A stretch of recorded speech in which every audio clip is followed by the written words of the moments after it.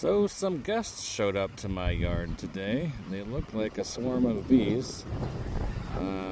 They just showed up a couple hours ago. I'm going to leave them alone. Hopefully they'll continue along wherever they're going and don't decide to make a home here necessarily. In this residential neighborhood with kids and all kinds of stuff. My neighbor is actually allergic, so let's be careful. I don't think they're Africanized, but I'll just give them some space.